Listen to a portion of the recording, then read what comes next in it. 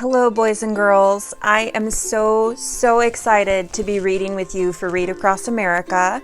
My name is Miss Shelton, and I will be reading Islandborn by Junot Diaz, illustrated by Leo Espinosa.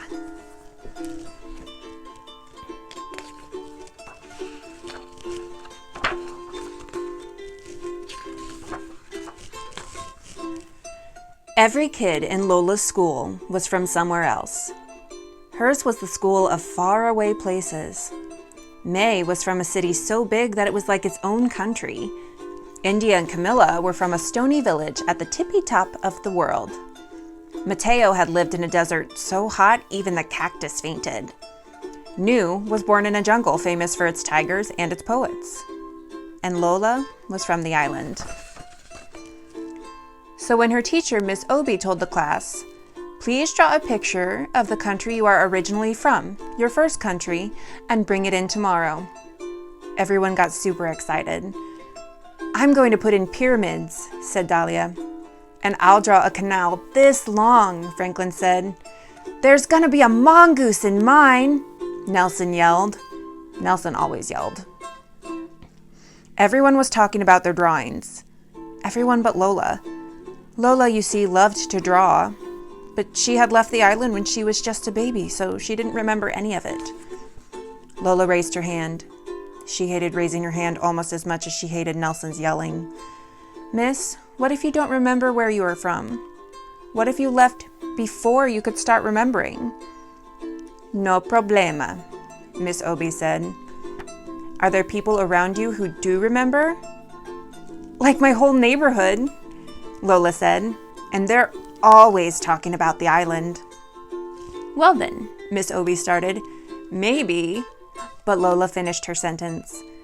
"I should talk to everyone who does remember. I should draw from their memories." "That's a very good plan, Lola," Miss Obi said with a smile. Lola started feeling better about the assignment. But then she saw all the other kids chatting excitedly about what they were going to draw, and it made her sad. Everybody was remembering their first home, even Nelson, who forgot everything. Nelson even forgot his last name once for like an hour. Lola had always wanted to remember the island, but no matter how hard she tried, she never could. It was like a familiar word just at the tip of your tongue, but instead of a word, this was an entire world. Lola closed her eyes and tried to recall anything about the island, but nothing came up. She kept trying all through the school day. To help her focus, she put her fingers on the sides of her head, like her Abuela's psychic sometimes did. "Are you okay?" her cousin Leticia asked as they walked home from school together. "I have to draw a picture of the island," Lola explained. "But I was just a baby when we left. Prima, you have to help me." "I don't remember a lot either, except for the bats. They were as big as blankets, and they used to chase after me at night." "Blanket bats?" Lola pulled out her notebook and began to sketch.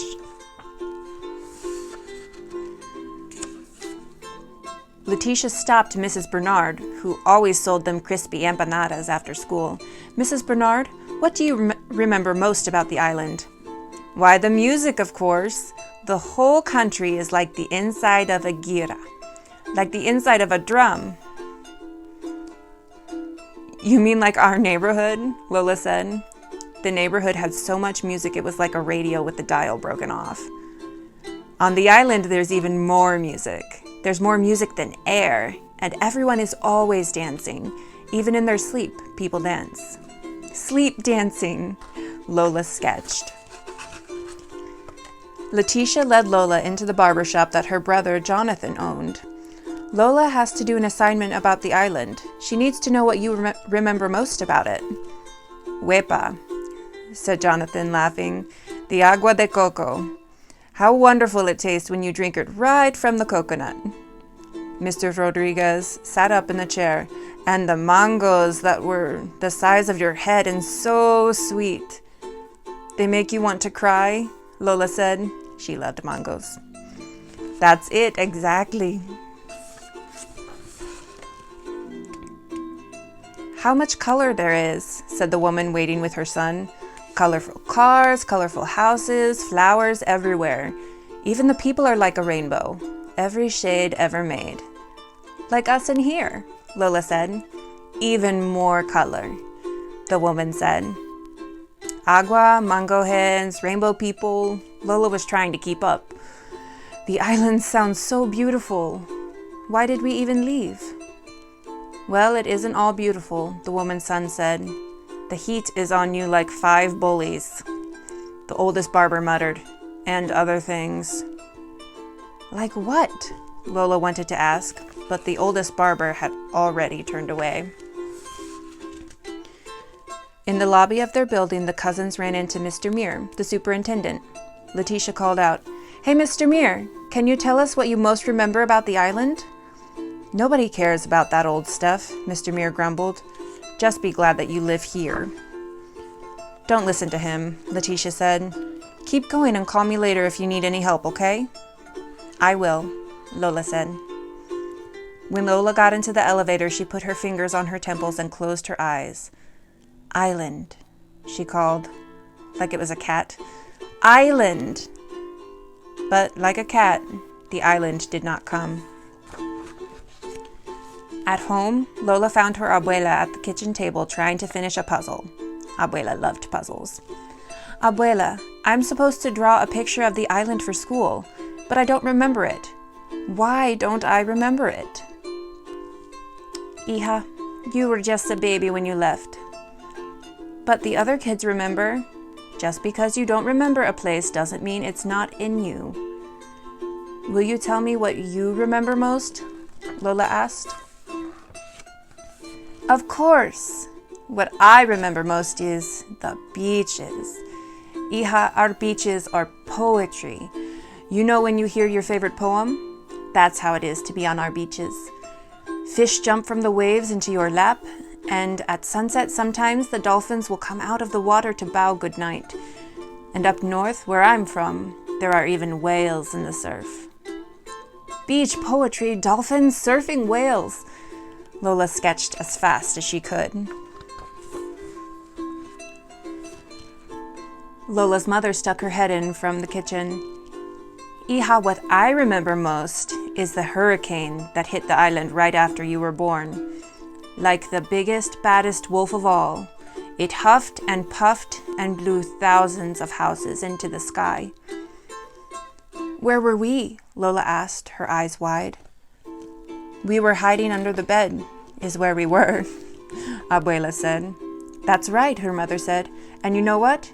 You never cried once. You were such a brave little girl." "I wish I could remember that," Lola sighed. "Well, it happened," her mother said. "You might not remember the island, but it remembers you." "You should really talk to Mr. Muir," Abuela suggested. "He knows more about the island than almost anybody." "We tried asking him," Lola said, "but he didn't want to help. Mr. Muir can be a little grouchy sometimes. Let me talk to Mrs. Muir. I bet you we can get him to help." Abuela called downstairs and shouted at Mrs. Muir, who then shouted at Mr. Muir. The old people were always shouting at each other. That's how they talked. Maybe Nelson was an old person in training. "Go on down," Abuela said. "Mr. Muir said he would try to help." Lola was a little nervous, but that didn't stop her from knocking on the super's door. Mrs. Muir let her in. "Look how big you've gotten, Lola. Mr. Muir is in his workshop. Go right on in." Mr. Muir looked up from the contraption he was fixing. "Your grandma says you've been interviewing people about the island." Lola nodded nervously. "Yes, sir. It's for a class assignment." "What have they told you?" She flipped through her sketches. Bat blankets, more music than air, fruit that makes you cry, beach poems, and a hurricane like a wolf. "I see," Mr. Muir said. "So no one told you about the monster?" Lola's eyes got wide. She shook her head no. "Even those who know don't always want to talk about him." Mr. Muir turned toward the old worn map he had of the island. "Our island has always been a beautiful place. It was when I was your age, and it is today. But even the most beautiful places can attract a monster. A long time ago, long before you were born, that's exactly what happened. A monster fell upon our poor island. For once, Lola's pencil didn't move. It was the most dreadful monster anyone had ever seen. The whole island was terrified and no one could defeat it. It was just too strong. For 30 years, the monster did as it pleased. It could destroy an entire town with a single word and make a whole family disappear simply by looking at it. Lola's curly hair was uncurling with fear. Did you see the monster, Mr. Muir? Yes, all the time. Were you scared? We were all very scared.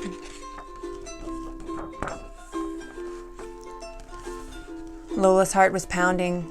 So what happened next, Mr. Muir? What should always happen to monsters? Heroes rose up. Strong, smart young women just like you, Lola, and a few strong, smart young men, too. They got tired of being afraid and fought the monster. What a titanic battle that was. The whole island shook from their struggle. The monster tried all of its evil tricks, but in the end, the heroes found the monster's weakness and banished it forever. Whoa, Lola whispered. What happened to the heroes? No one knows, really. It was so long ago. Mr. Muir took off his glasses and sighed. Anyway, you should get back upstairs. It's getting close to dinner time. Thank you, Mr. Muir, Lola said. Thank you for all your help. How did it go? Lola's mother asked. It was really good. Lola looked at the blank page in her hands. Lola spent the rest of the night drawing the island. She started out with one page, but she needed more room, so she added another page, and then another, and soon she had a book. She worked through dinner, and she worked in bed, and was just finishing the last touches on the cover when her Abuela came in to check on her.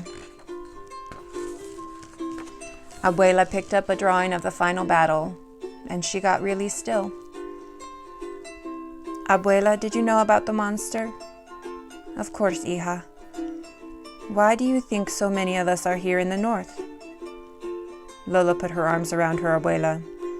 You must have been so scared. Sometimes we were, her Abuela whispered. But we were also brave. The next day it snowed. Lola put on her scarf and boots and stuffed her assignment into her coat. Bendición, mami. Bendición, abuela. Bendición, hija, they both called. Good luck. Mr. Muir was pushing garbage cans against the curb. Thank you, Mr. Muir, slayer of monsters. He laughed. Good luck, Lola, daughter of heroes. In class, all the students were buzzing about their pictures. Nelson's mother had baked cupcakes for everyone, so it was like a little party. Miss Obie hung the drawings on the wall. Now our classroom has windows, she said. Anytime you want to look at one another's first homes, all you have to do is look out the windows. Then Miss Obie reached Lola's desk. So how did it go, Lola? Were you able to remember anything? I tried really, really hard, but nothing came, and that made me feel bad. But then I realized that I don't have to feel bad because even if I'd never set foot on the island, it doesn't matter. The island is me. Nelson snorted. That is so corny. It is not. Nelson, be nice, Miss Obie said. She and the other students gathered around Lola's desk. Nelson made sure he got real close so he could see everything. Lola suddenly got nervous. Go ahead, Lola. Show us. Okay, Lola said. Taking a deep breath, she opened her book. And out burst the island.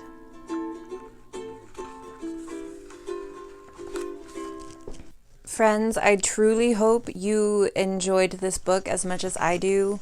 I really love the message in this book. Memory is magic.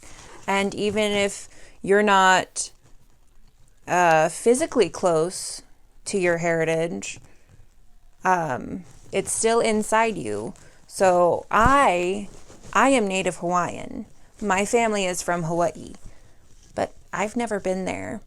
And it always helps me feel closer to Hawaii when I know a little bit more about my own culture. So just remember, if you are far away from home, it's still in here.